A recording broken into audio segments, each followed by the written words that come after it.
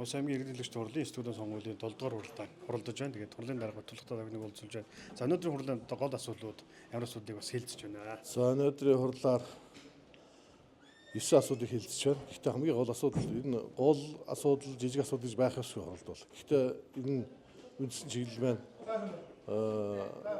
2026 оны хөгжлийн төлөвлөгөө батлагтай л байгаа. Хөгжлийн жилийн төлөвлөгөө төсөл арга хэмжээтэй уялдаж холбогддог, мөн тухайн жилийн төсөвтэй уялдаж холбож гардаг.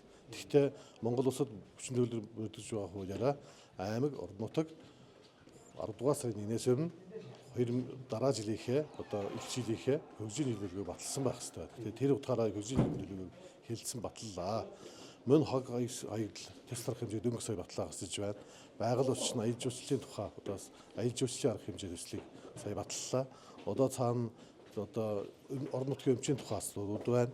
Мөн үндэсний аюулгүй байдлын зөвлөлийг одоо шинжилэн одоо бүрэлдэхүүнийг шинжилэн батлах, мөн зөвлөлийн бүрэлдэхүүнд өөрчлөлт оруулах, өмчийн асуудлууд, мөн одоо Увс аймагт бол 3 одоо төрийн өмчт компани байдаг. Энэ бол 5 тэсийн элч, Чарбан увс, Улаан зах гэсэн 3 одоо орон нутгийн өмчт байгууллага байна. Энэ орон нутгийн өмчт байгууллагын захирлуудын мөн ажилтан ажил одоо цалин хэмжээг жишг тогтоож өгөх тухай энэ асуудлыг хэлэлцэнэ.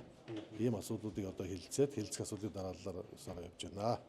Хуралдааны эрс Хуралдааны эрс 80 гаруй хувьтай байна. Хуралдааны эрс энэ төлөөчд маань идэвхтэй оролцож байгаа. Өчигдөр хуралдааны хорооны хуралдааныг өргөцсөн хэлбэрээр явуулсан. Үүнд одоо 30 гаруй төлөөч бас оролцсон байгаа.